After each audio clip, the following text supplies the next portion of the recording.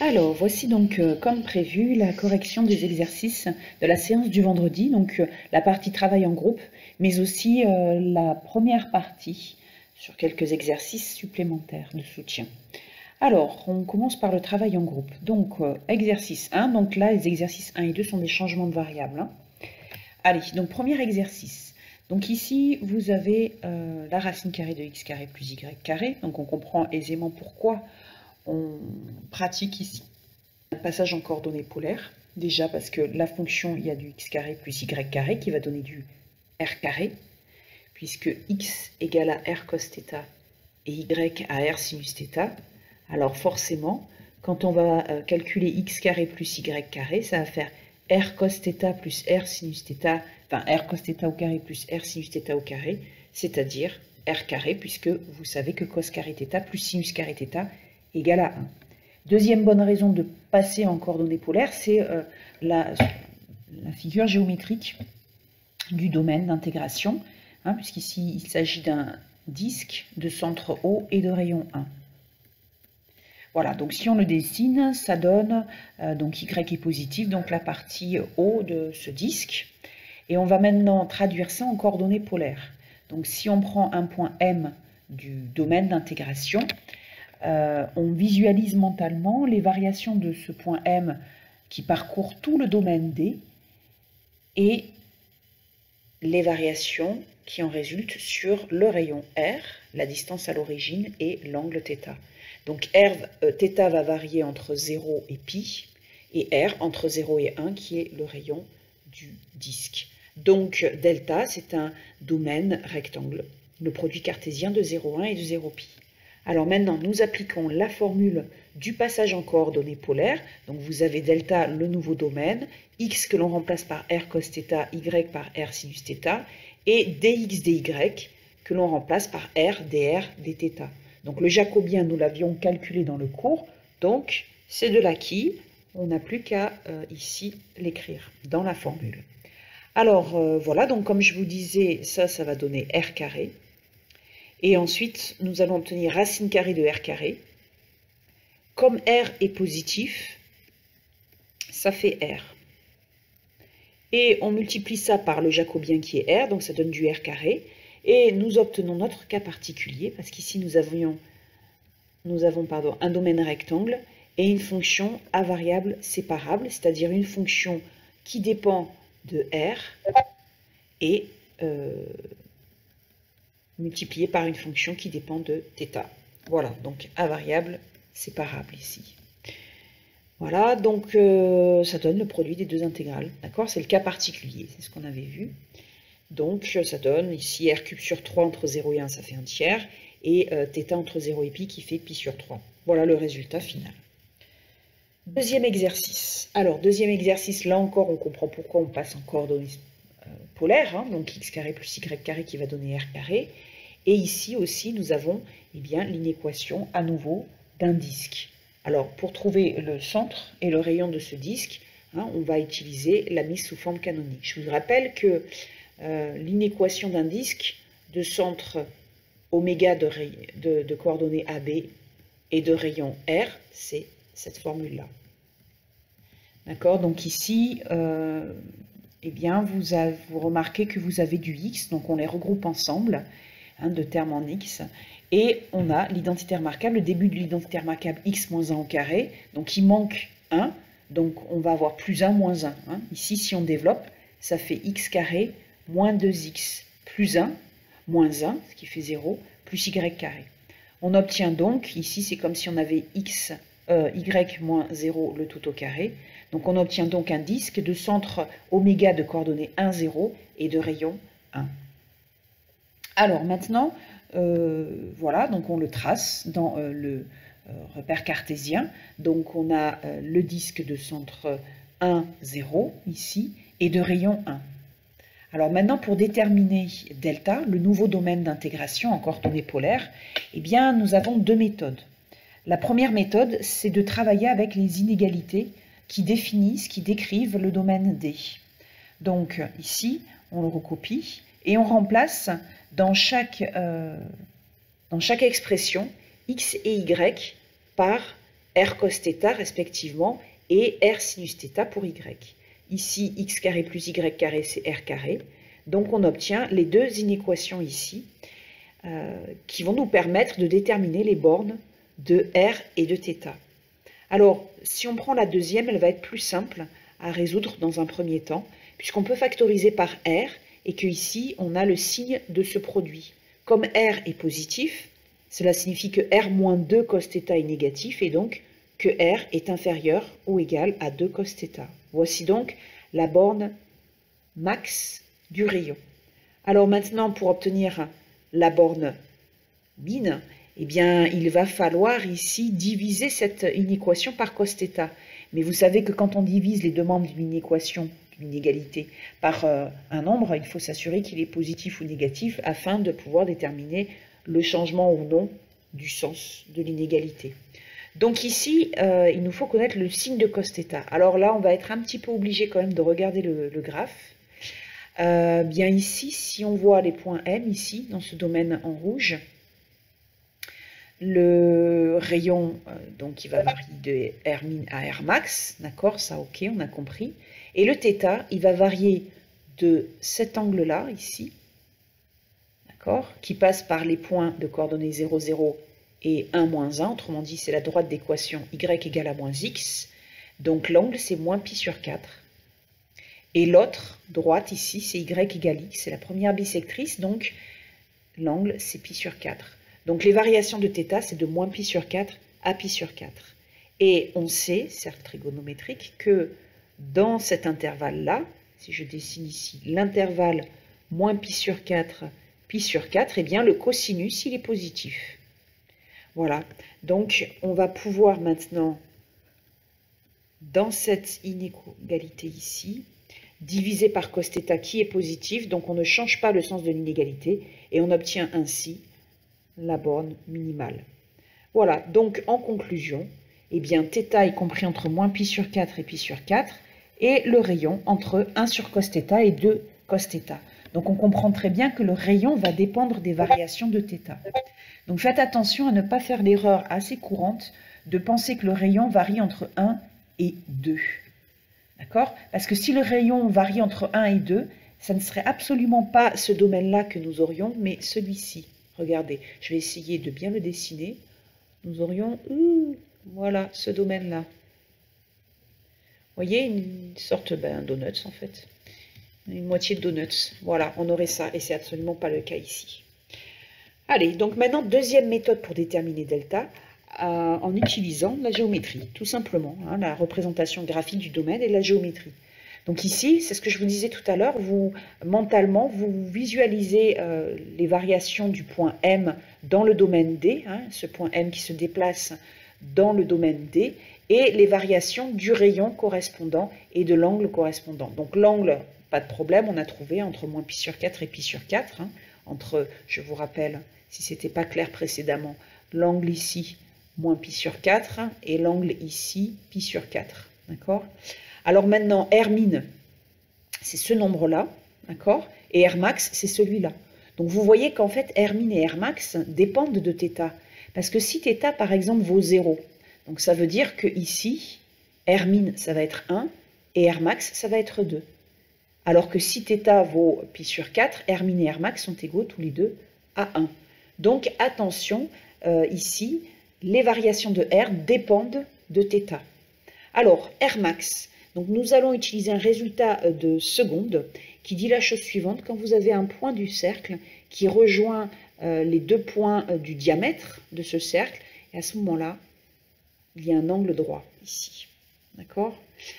Eh bien, on va pouvoir appliquer, ce qui nous intéresse, c'est R max. Hein.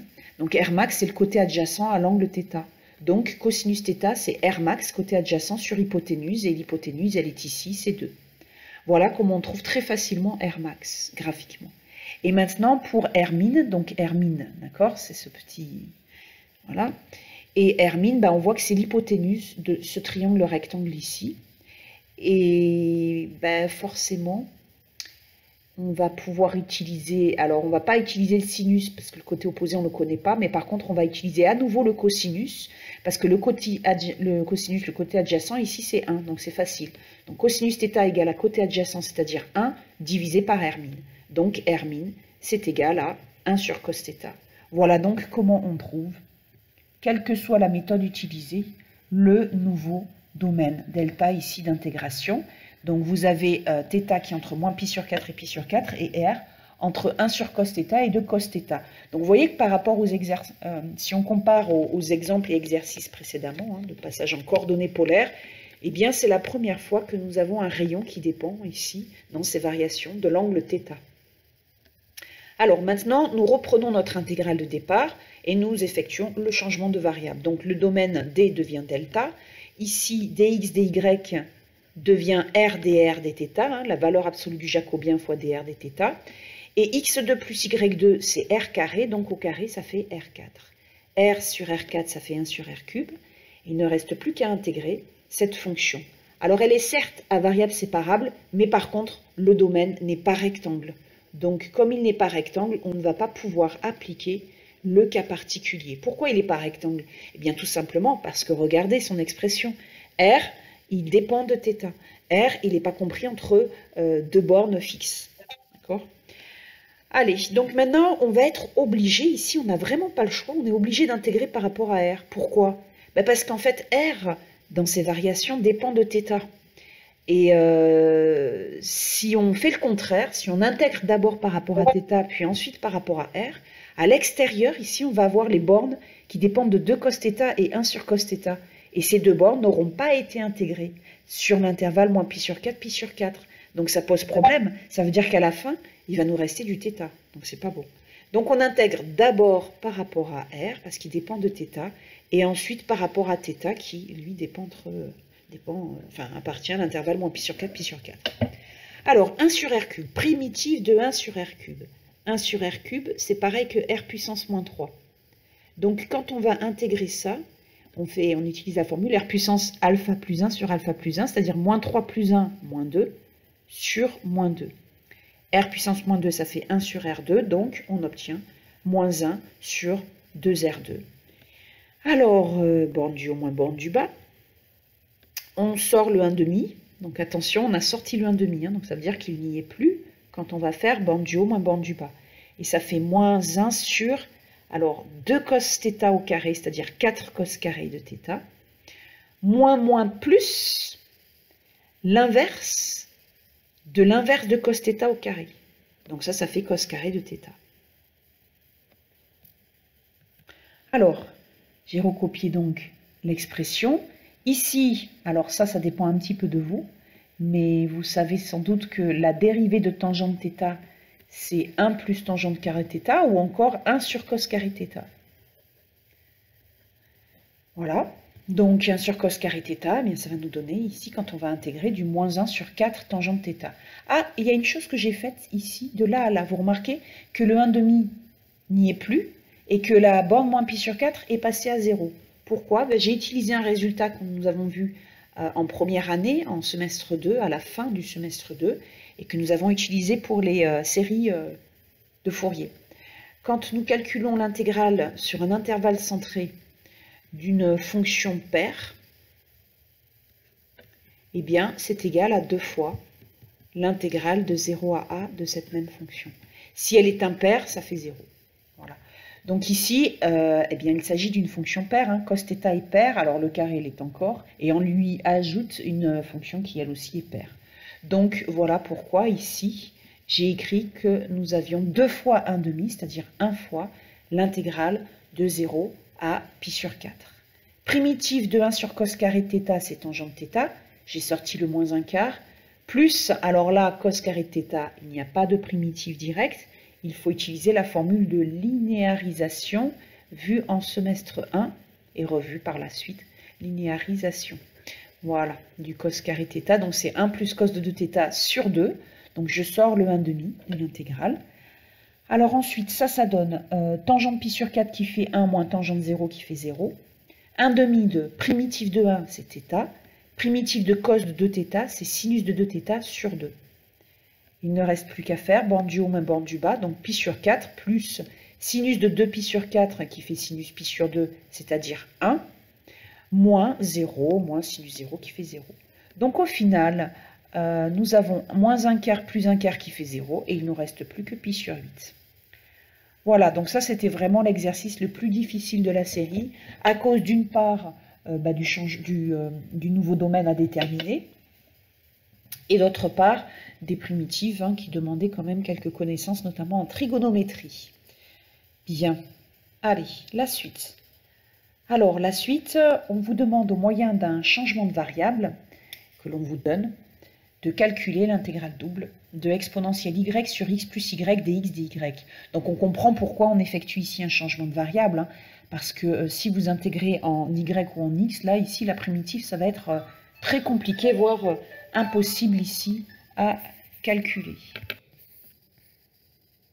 Alors donc ici il nous faut donc calculer le jacobien, donc c'est-à-dire la matrice constituée par les dérivées partielles d'ordre 1 de x et de y respectivement en UV, et le nouveau domaine. Donc le nouveau domaine, eh bien ici, compte tenu du changement de variable, la seule méthode que nous allons utiliser, c'est la méthode avec les inégalités, d'accord, en transformant les inégalités.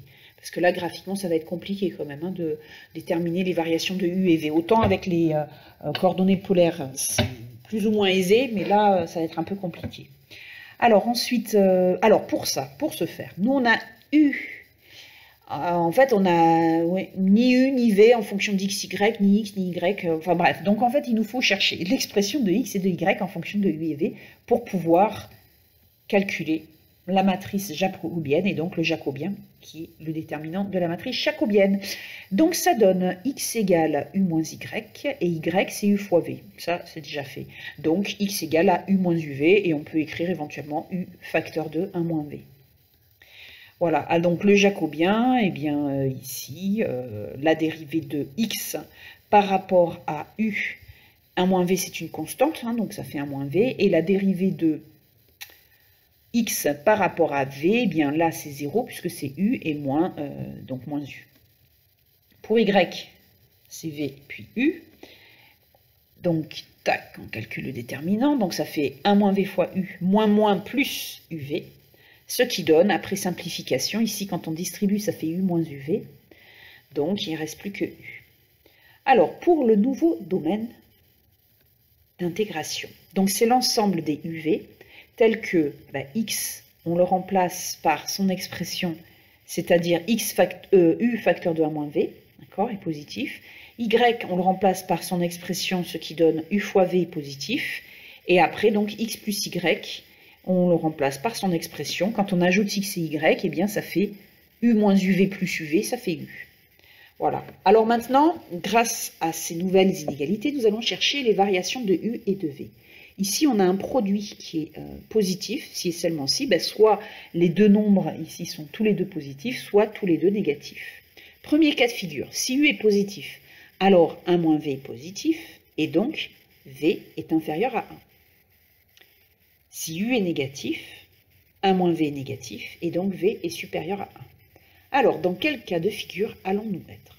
Pour le savoir, on regarde les autres inégalités. Imaginons que u soit positif.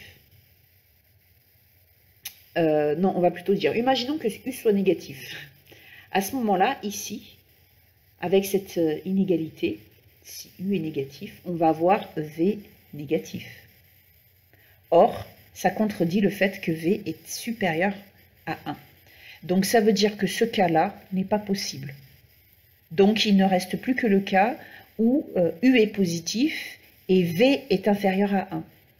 D'accord? Donc là, ici, du coup, on va obtenir v positif, puisque u est positif, donc v va être positif. Donc on a un v positif, v inférieur à 1, donc ça veut dire que v est compris entre 0 et 1. Puis on a u positif et u inférieur à 1, donc ça veut dire que u est compris entre 0 et 1. Donc finalement, le résultat, eh bien, voilà, c'est que le nouveau domaine delta, c'est l'ensemble des couples UV, où U et V sont tous les deux dans le même intervalle 0,1. Donc ça se note soit 0,1 croix 0,1, c'est le produit cartésien de 0,1 par 0,1, et ça se note aussi au carré, comme R2. Vous savez, R2, c'est R croix R, c'est pareil. C'est l'ensemble des couples de réels. Donc le jacobien, nous avons trouvé U. Nous avons le nouveau domaine, le changement de variable. Allez, c'est parti. Nous sommes prêts pour effectuer le passage en coordonnées UV. Donc, l'ancien domaine devient 0,1 carré. Ensuite, Y, c'est U fois V. U, c'est... Alors, X plus Y, pardon. X plus Y, c'est donc U. D'accord? Ici, on remplace, vous vous rappelez, hein, on remplace dx, dy par la valeur absolue du jacobien. Ça, c'est la valeur absolue du jacobien. Fois du, dv. Et ici, eh bien, la variable u est positive. Donc, valeur absolue de u, c'est u. D'accord? Et il ne reste plus qu'à enlever ces valeurs absolues. Donc, ça, c'est fait. Ici, je vous ai juste rappelé l'écriture générale, hein, la formule. Voilà. Et donc, on obtient exponentielle v fois u du dv sur un domaine ici qui est rectangle ou carré, comme vous voulez. D'accord? Et là, notre fonction, elle est invariable séparable. Donc, on va pouvoir utiliser le cas particulier, à savoir que cette intégrale double, c'est le produit de l'intégrale en v et de l'intégrale en u. Voilà, et donc après, ben, c'est tout simple. Voilà. Voilà, donc ici, nouvelle intégrale. Alors, le domaine est rectangle, mais la fonction n'est pas invariable séparable. Donc, on ne peut pas appliquer le cas particulier. Alors, intégrons-nous par rapport à y en premier ou par rapport à x? Ben, ici, peu importe, je dirais, parce que la fonction, elle est symétrique en x et y, et le domaine, il est rectangle. Donc, peu importe. Donc, j'ai décidé d'intégrer d'abord par rapport à y. Et ici, je remarque donc que nous avons une constante ici multiplicative, x exponentielle x carré, que l'on peut donc sortir de l'intégrale. Et on va avoir 4y exponentielle y carré à intégrer. Donc pour cela, on utilise la formule primitive de u' exponentielle u, qui est égale à exponentielle u plus constante.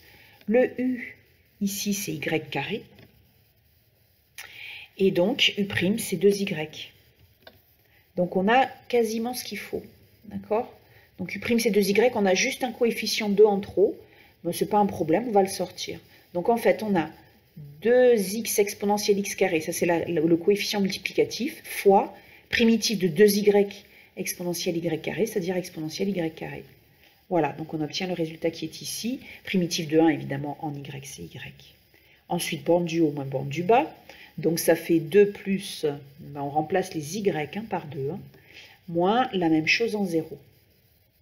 Voilà, donc ici, si on veut, on peut factoriser par 2x exponentielle x carré. Et maintenant, on intègre en x. Primitif de 2, c'est 2x.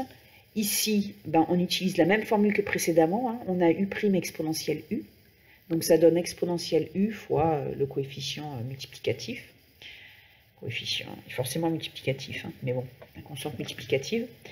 Donc ici, primitive, après borne du haut, moins borne du bas. Donc ça fait 2 plus e puissance 1, voilà, moins la même chose en 0.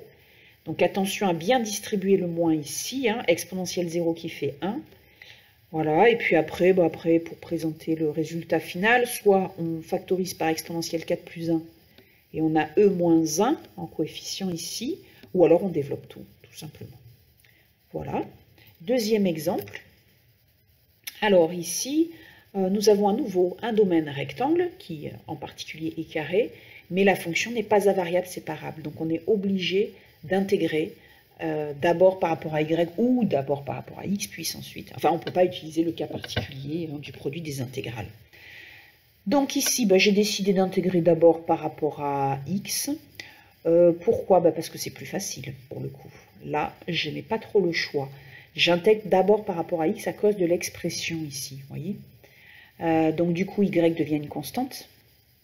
Et donc, c'est comme si j'avais 3 fois cos 3x. Vous voyez, u' cos u. Donc, primitif de u' cos u, c'est sinus u. D'accord? Donc ici, j'ai u' cos u en x qui donne donc sinus u. Voilà. Donc, votre u ici, c'est xy. Donc, la dérivée de u par rapport à x, c'est y. Voilà, donc ça donne sinus de xy entre 0 et pi. C'est x qui varie entre 0 et pi.